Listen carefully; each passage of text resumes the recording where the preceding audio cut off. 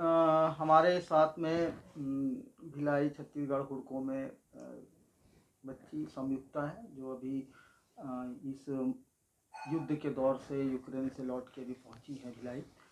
हम इनसे बात करेंगे और ये जानने का प्रयास करेंगे कि इस पूरे माहौल में जब यहाँ से पढ़ाई करने गए थे सेकेंड टर्म कोरोना के बाद, और ये युद्ध की जो विभीषिका की शुरुआत हुई है उसको लेके उन लोगों का नज़रिया क्या रहा है और कैसे पूरी परिस्थितियों को उन्होंने महसूस किया है कि जब एक देश दूसरे देश पर प्रभुसत्ता के लिए हमला करता है तो वहाँ पढ़ने वाले बच्चे, वहाँ के नागरिक किस स्थितियों में रहते हैं, जानने का प्रयास करेंगे।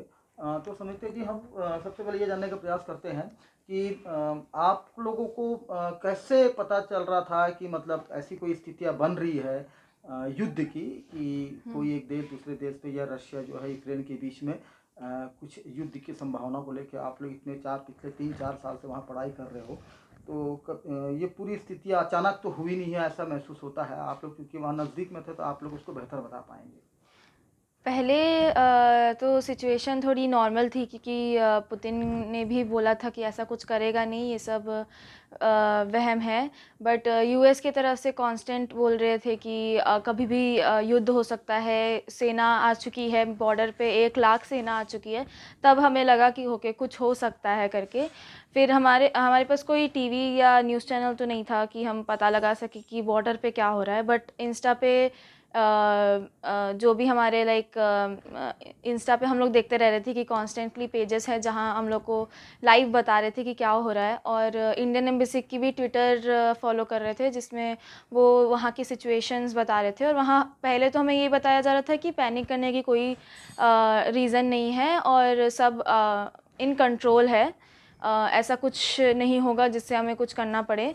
बट सिचुएशन 24 फरवरी के बाद फिर सिचुएशन आउट ऑफ कंट्रोल हुई, जब आधा यूक्रेन रशियन इन्वेड कर चुका था। वहाँ बॉम्ब ब्लास्ट हो चुके थे। हमें सुबह पता चला 5 बजे की बात है कि 8 सिटीज़ में रशिया ने इन बॉम्ब ब्लास्ट किए हैं, और ये उनमें से एक था कैपिटल हमारा कीव। तब हमें लगा कि हाँ, ये सिचुएशन सीरियस है, हमें कुछ खुद से कदम उठाने पड़ेंगे। इंडियन एम्बेसी का भी मैसेज आया कि पैनिक मत करिए, जो निकल सकते हैं वो निकल जाएं और जिनको रहना है वो रहें। तो हम कंपैरेटिवली सेफ़र जगह थे, उजरोद करके है जो western side of the Ukraine में है, वो सबसे वेस्ट साइड में है। तो हम लोग ने सोचा कि कुछ भी होगा तो हम सबसे पहले निकल जाएंगे करके। बट सिचुएशन एकदम से बदल गई। एक दिन में पता चल रहा है कि कीव पहुंच गई है और हमें अभी इवैक्यूएट होना पड़ेगा। तो हमने जो फ़्लाइट कराई भी थी निकलने के लिए, वो भी पता चल रहा है कि कैंसिल होते जा रही है। कोई फ़्लाइट्स अलाउ नहीं कर रही है। जो बच्चे 24 को कीव से निकलने के लिए हर यूनिवर्सिटी से कीव गए थे, उन लोग को भी बंकर में रखा गया, क्योंकि एयरपोर्ट के बाजू में ही कहीं बॉम्ब ब्लास्ट हुआ था। तो उनको सबको बंकर लेके गए मिलिट्री वाले ही, और इनको पास के एक एयरपोर्ट के बंकर में शिफ्ट कर दिया। फिर वहाँ से उनको कहीं और भी बंकर में शिफ्ट करा गया था। ऐसे सिचुएशन हैंडल करने के लिए हम मम्मी पापा लोग का भी कॉल आ रहा था कि ये ऐसा ऐसा न्यूज़ में आ रहा है। इंडियन मीडिया भी बता रही थी कि पुतिन कंफर्म कर चुका है कि वो इन्वेड करेगा, वो वॉर करेगा। और हम यूक्रेनियन प्रेसिडेंट की भी सुन रहे थे, वो कैसे बोल रहे थे। उन्होंने भी बोला कि पैनिक करने की ज़रूरत नहीं है, सबको इवैक्यूएट करा जाएगा जो भी है। वो खुद ज़ेलेंस्की की भी बात माननी पड़ेगी उनकी। उन्होंने पूरा यूक्रेन संभाला है। यूक्रेन ऐसे सिचुएशन में था, फिर भी उनको सबको बोला कि कोई डरने की सिचुएशन नहीं है, हमारी मिलिट्री स्ट्रॉन्ग है, 2014 जैसी घटना फिर से नहीं होगी। और उन्होंने खुद अपना गन पकड़ के खुद फ्रंटलाइन की गए हैं और बोला है कि मैं यहाँ से नहीं निकलूँगा करके। 2014 की क्या घटना है? 2014 में तब क्या हुआ था कि क्रीमिया जो स्टेट है यूक्रेन का, तब रशिया ने उसे इन्वेड करके उसे कैप्चर कर लिया था। उसमें भी 50,000 लोगों की डेथ हुई थी और बहुत सिचुएशन ग्रेव हुआ था। अभी जो स्थिति बनी हुई है उसमें बहुत सारी बातें निकल के आ रही है कि मतलब कुछ लोगों के बहुत सारे वीडियोस आ रहे हैं कि हमको मदद नहीं मिल रही है सरकार से, और वहाँ की सरकार हमारा सपोर्ट नहीं कर रही है। ऐसे बहुत सारे वीडियोस जो है आज आज हिंदुस्तान में जगह जगह पे चल रहे हैं पूरे इस यूक्रेन परिघटना को लेकर। तो उसको आप लोगों ने कैसा फेस किया? ऐसा कुछ बात जो वहाँ आप, क्योंकि इतने सारे बच्चे हैं तो वहाँ बच्चों की क्या स्थिति? हमने देखा कोरोना के समय में यहाँ पर लाखों लोग पैदल चल चल के वापस अपने अपने घरों की तरफ लौट रहे थे। क्या ऐसी कोई स्थिति है वहाँ पर जो बच्चे यहाँ से पढ़ने गए तो उनको भी इस चीज़ का सामना करना पड़ा है? हाँ, मतलब जो ईस्ट पार्ट है खार्किव, मैं स्पेशली उनके लिए बोलना चाहूँगी। खार्किव, सूमी और कीव के जो यूनिवर्सिटी के स्टूडेंट्स हैं, उन लोग को ज़्यादा इन्फॉर्मेशन मिल नहीं रही है कि क्या हाल-चाल है, आजू-बाजू क्या हो रहा है। उनको सिर्फ शेलिंग्स, बॉम्बिंग्स ये सब सुनाई दे रही है। एम्बेसी से फुल ऑन इन्फॉर्मेशन उनको मिल नहीं रहा है कि उन्हें क्या करना चाहिए इस सिचुएशन में। वो लोग आगे बाहर जाएँगे तो प्रॉब्लम कि कहीं बॉम्ब-वॉम्ब है, ये है। अंदर में उनको खाना ढंग से नहीं मिल रहा है, खाने की प्रॉब्लम हो रही है, रहने की प्रॉब्लम हो रही है। तो उन लोग एक हेल्प की पुकार मांग रहे हैं एम्बेसी से कि जल्द से जल्द उन लोग वहाँ आके उनकी हेल्प करें, क्योंकि जितने भी कीव कारकीव वाले हैं, वो लोग खुद से डिसीजन लेके, खुद से रिस्क लेके ट्रेन पकड़ रहे हैं, बसेस पकड़ रहे हैं, ताकि वो वेस्ट साइड पहुँच सके जहाँ एम्बेसी एक्चुअली इवैक्यूएट कर रही है। तो उनको रिस्क लेना पड़ रहा है वो चीज़ का, क्योंकि ट्रेन में भी बहुत ऐसे सुनाई दे रहा है हमें कि रेसिज़्म चल रहा है, या बोल रहे हैं कि इंडियंस, ब्लैक्स और इनको नहीं घुसाएंगे। ऐसा सब भी चल रहा है कि उनको भगा दिया जा रहा है ट्रेन से। ये इनको फिर वो खुद चल के जा रहे हैं। ऐसा भी सुनाई दे रहा है कि 25-25 किलोमीटर चल रहे हैं पोलैंड के बॉर्डर पहुंचने के लिए, और फिर वहाँ भी जाके उनका बहुत बुरा हाल हो रहा है, यूक्रेनियंस लोग जो कर रहे हैं। तो ये सब है सिचुएशन, इसलिए उन लोग ने वीडियोस डाल के हेल्प की पुकार मांग रहे हैं। ये सुनने में आया था कि पोलैंड बॉर्डर में सबसे ज़्यादा हमारे हिंदुस्तान की जो छात्र छात्राओं के साथ में बहुत ज़्यादा बदतमीजी या दुर्व्यवहार किया जा रहा था, विशेषकर पोलैंड बॉर्डर को ही लेके बातचीत हो रही थी चीज़ों को लेकर। तो ऐसी कोई घटना जैसे आप लोगों के इसमें आई होगी कि मतलब पोलैंड बॉर्डर में क्या हो रहा था, क्योंकि सेफली जो है वो हंगरी बॉर्डर सेफ जोन में था पूरे दौर जी। में, लेकिन पोलैंड बॉर्डर में थोड़ा सा परेशानी था छात्रों को निकलने के लिए, जाने के लिए। वो क्या घटना थी? जी, मेरे को भी कंफर्मेशन नहीं है, हमें भी सिर्फ जो इंस्टाग्राम के में न्यूज़ वगैरह आ रहे हैं उनसे ही पता चला है कि ये वीडियो वायरल हो रही थी कि जो बच्चे वहाँ पर हैं उनको ऐसा प्रेफरेंस दिया जा रहा है कि सिर्फ लड़कियाँ निकलेंगी, लड़के नहीं निकलेंगे। तो लड़कियों को भी ऐसे वीडियो थे कि बाल खींच के डाला जा रहा है, गन्स फायर किए जा रहे हैं एयर में, बॉयज़ लोग को भी टॉर्चर किया जा रहा है, मारा जा रहा है, उनको फेंका जा रहा है, ऐसे करके थे। तो हम भी सारे अपने फ्रेंड्स जो दूर दूर हैं उनको यही बोल रहे थे कि पोलैंड हो सके तो पोलैंड बॉर्डर से ना क्रॉस करके हंगरी या रोमानिया आ जाएं। बीच में एक और चीज़ बात आ रही थी कि इंडियन एम्बेसी से कुछ छात्रों ने बात करने का प्रयास किया था, तो एम्बेसी ने कहा था कि भाई हम होपलेस है, हम अभी फ़िलहाल कोई मदद नहीं कर पा रहे हैं, आप लोग जहाँ हैं वहीं रुक जाइए, अभी हम कुछ भी नहीं बता सकते कि सिचुएशंस क्या बनेगा। तो ऐसी बहुत सारी चीज़ें हुई जो जो बात आई, क्योंकि जो भी घटनाक्रम हो रही थी वहाँ पर, चूँकि मल्टीमीडिया का ज़माना है, नेट का ज़माना है, इंस्टाग्राम है, फेसबुक है, व्हाट्सएप है, उसके ज़रिए बहुत सारे लोगों ने अपने परिवार के लोगों से बातचीत करने का प्रयास किया है, वहाँ की तकलीफ़ों को बताने का प्रयास किया है। तो जब आप उस पूरी सिचुएशन को फेस कर रहे थे तो आप अपने माता पिता से भी आप लोगों ने चर्चा किया होगा, आपने बातचीत किया होगा, तो उस समय आप क्या महसूस कर रहे थे कि किस स्थिति में है, एक युद्ध की जगह में खड़े होते, तब आप अपने भीतर से क्या महसूस कर रहे थे? भीतर से तो यही था कि कुछ हो ना हो, इंडिया तो हमें बचा ही लेगा करके, अपने सिटीजन्स को वापस ले ही लेगा करके। बट ये है कि एम्बेसी भी थोड़ी होपलेस थी कि क्योंकि बीच में ईस्टर्न पार्ट में वो कुछ कर नहीं पा रही थी। वेस्ट से उन्होंने पूरी हेल्प की है, हर बॉर्डर पे अपने वॉलंटियर्स जो हैं उनको भेज के सारे इवैक्यूएशन प्रोसेस स्मूथली कर रहे हैं। बट ये है कि ईस्ट वाले जो हैं वो लोग अभी भी लाइक एक होप में है कि इंडियन एम्बेसी कब आएगी उनको बचाने के लिए, जो अभी भी बंकर के अंदर फंसे हुए हैं और उनके पास कोई भी लाइक ज़रिया नहीं है बाहर निकल के कोई ट्रांसपोर्ट लेने का।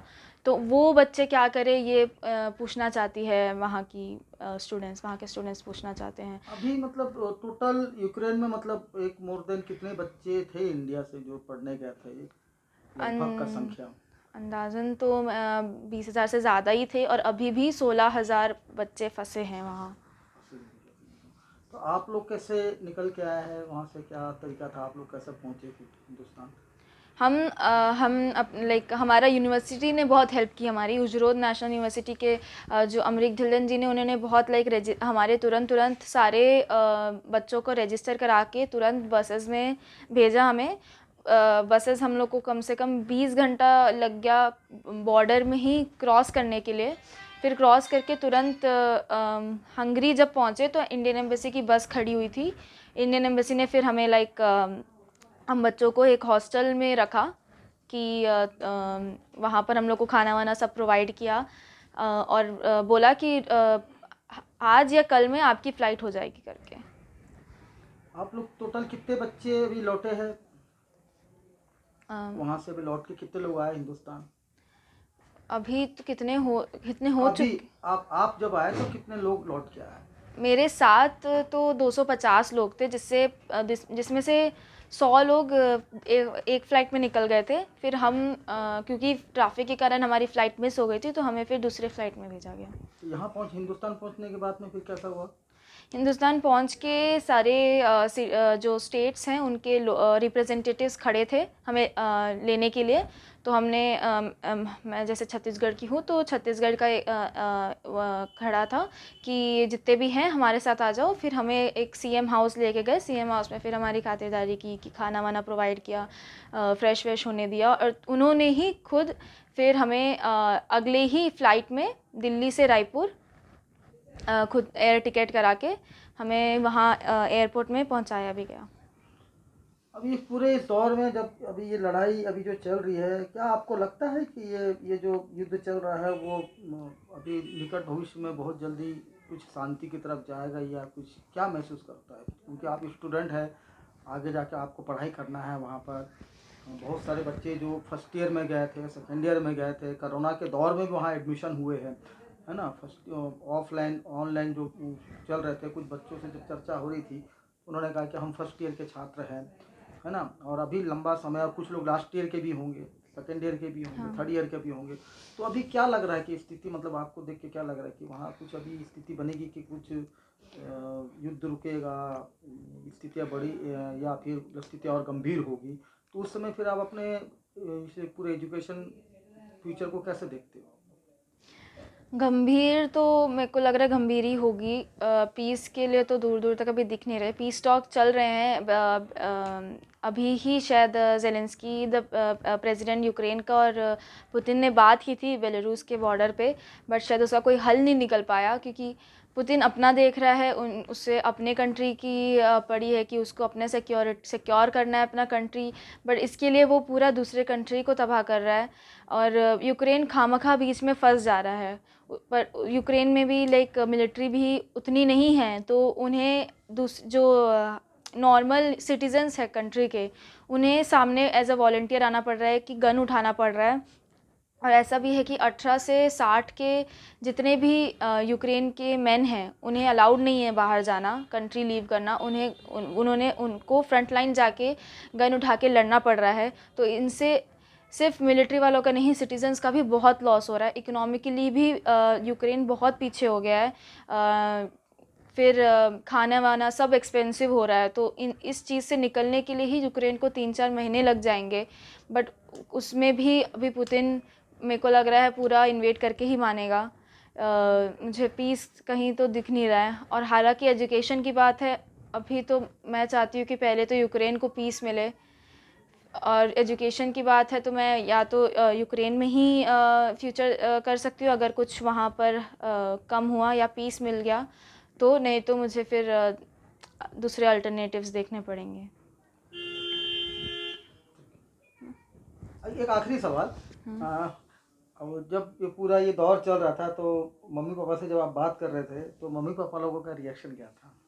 डरे हुए थे हम लोग। खुद स्टूडेंट्स भी, मैं बोलना चाहूँगी, बहुत ब्रेव थे कि मम्मी पापा लोग का भी टेंशन हम लोग ऐसे बता नहीं रहे थे फुली तरह कि क्या चल रहा है, क्योंकि हमें पता है कि मम्मी पापा लोग डर जाएंगे या जो भी है। तो हम हमेशा बोल रहे थे कि हाँ हम सेफ़ है, कोई नहीं, चिंता मत करो, हम यहाँ कुछ नहीं होगा, चिंता मत करो। बट मम्मी पापा लोग भी बहुत डर गए थे। सुबह से कॉल आ रहे थे, हर 2 घंटे में कॉल आ रहे थे कि क्या हो रहा है, ठीक तो है ना, ऐसा करके। एक एक छात्र की मृत्यु हुई है इस पूरे युद्ध के दौरान में। हालांकि 2 छात्र की मृत्यु हुई है, एक जन तो ब्रेन हेमरेज की बीमारी से ख़त्म हुआ है, जो जी लंबे समय तो वहाँ एडमिट था। उसके पिताजी भी वहाँ पहुँचे थे, मम्मी पापा भी वहाँ पहुँचे थे, लेकिन युद्ध के 2 दिन पहले से उनकी मम्मी वापस आ गए, लेकिन पिताजी वहीं थे और पिताजी के सामने में ही उस बेटे की मृत्यु हुई है। और एक जो है कर्नाटक का जो है, तो ये जब इस प्रकार की जब एक छात्र की मृत्यु हुई थी तब कैसा महसूस कर रहे थे कि आप लोग? हाँ, ये इस टाइम पे तो हम डर गए थे एक्चुअली कि क्योंकि हमें अभी तक लग रहा था कि इंडियंस को कुछ नहीं होगा करके, रशियन आर्मी इंडियंस को कुछ नहीं करेगी। बट जब हमें न्यूज़ आई कि एक खारकीव का ही बंदा बस खाना खाने के लिए लाइन में लगा था, और तभी क्योंकि मिसाइल तो देखती नहीं है कि कौन सा कंट्री से आए हो तुम, तो इसीलिए उसकी जब जान गई तो हमें लगा कि हाँ ये सीरियस है, ऐसा नहीं है कि हम इंडियन से तो हम बच सकते हैं। तो हम उसके लिए बुरा लगा कि मतलब बंदा सिर्फ खाने के लिए गया था और उसके साथ ये सब हो गया। आप लोग जब अपने हॉस्टल से हंगरी बॉर्डर जा रहे थे तो एम्बेसी की बस में जा रहे थे, जी तो जब जा रहे थे तो रास्ते में आप लोगों को कहीं रास्ते में ऐसा महसूस हो रहा था कि ये एक युद्ध का देश है? सन्नाटा, टूटे हुए बंकर, टूटे हुए मिसाइल के कुछ वो बम गिरे हो, ऐसे कोई स्थितियाँ, या रास्ते पूरे टूटे हो और सन्नाटा हो रास्ते में, कोई निकल नहीं रहा है, सिर्फ मिलिट्री मार्च कर रही है, ऐसा ऐसा लग रहा था कि हाँ हम युद्ध के बीच से निकल रहे हैं करके? हाँ, लग रहा था क्योंकि बहुत मिलिट्री बहुत बढ़ गई थी, हर जगह पहरा दे रही थी। डॉग्स को भी रखा गया था बॉम्ब के लिए हर जगह। सायरन्स कंटिन्यूसली हमारे सिटीज़ में बज रहे थे, और वो बहुत चुभने वाली सायरन्स बज रहे थे कि इवैक्यूएट करने के लिए। और मतलब रश जो था यूक्रेन से निकलने के लिए, यूक्रेनियंस के भी इतने कार्स और ये सब लाइनें लगी हुई थी, तो लग रहा था कि हाँ बहुत बड़ा युद्ध होने वाला है। यूक्रेन की आम जनता भी यूक्रेन को खाली कर रही थी, जी यूक्रेन को खाली कर रही थी, हम्म। और वो सारे लोग कहाँ जा रहे थे? वो लोग भी हंगरी, पोलैंड यहाँ जाके refugee as a refugee wait करने के लिए जा रहे थे। मतलब इस युद्ध ने एक नया रेफ्यूजी कैंप खोल दिया है हाँ, बॉर्डरों पे। हर कंट्री अलाउ कर रही है यूक्रेनियन रेफ्यूजीज़ को एक्सेप्ट करने के लिए, तो वो एक अच्छी बात है कि भारत सरकार और छत्तीसगढ़ सरकार के लिए आप क्या बोलना चाहेंगे? छत्तीसगढ़ सरकार को मैं यही बोलना चाहूँगी, अभी बच्चे बहुत कम निकले हैं और निकालने की हमें ज़रूरत है। जितने निकाले हैं उसके लिए मैं बहुत ग्रेटफुल हूँ। बट मैं चाहूँगी कि मेरे सारे दोस्त, वहाँ जितने भी दोस्त हैं मेरे, वो भी सेफ़ली घर वापस लौट सकें और अपने पेरेंट्स से मिल सकें।